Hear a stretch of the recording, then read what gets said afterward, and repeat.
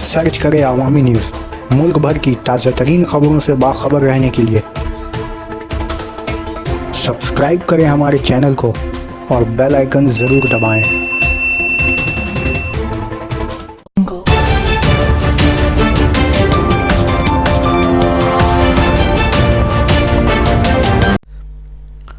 जन्माष्टमी पर दीवारिया में नौजवान का पीट पीट कर कत्ल किया गया, कर्फ्यू नाफिज। उत्तर प्रदेश के दीवारिया ज़िला में इस वक्त कर्फ्यू नाफिज कर दिया गया है जब वहां पर जन्माष्टमी मना रहे लोगों ने एक नौजवान को इसलिए पीट पीट कर कत्ल कर दिया क्योंकि उसके वालिद ने म्यूज़िक की आवाज़ को कम करने के लिए कहा था। दीवारिया में दफ़ा 144 नाफिज कर दी गई है जो 15 सितंबर तक लागू रहेगी। वाज़ह रहे कि दफ़ा 144 की लागू होने के बाद कहीं भी 4 से ज़्यादा लोग जमा नहीं हो सकते हैं।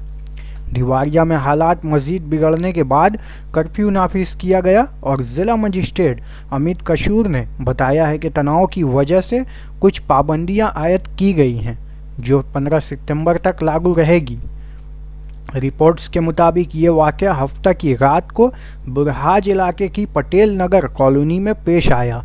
दीवारिया के एसपी सरपेट मिश्रा ने बताया, जन्माष्टमी के मौके पर कुछ नौजवान पटेल नगर कॉलोनी में ज़्यादा आवाज़ में म्यूज़िक बजा रहे थे, जिस पर मकामी मनोलाल ने एतराज़ जताया और उसको बंद करने के लिए कहा, जिसके वजह से उन नौजवानों को गुस्सा आ गया। उन्होंने लाठी डंडों से मन्नूलाल की पिटाई करनी शुरू कर दी।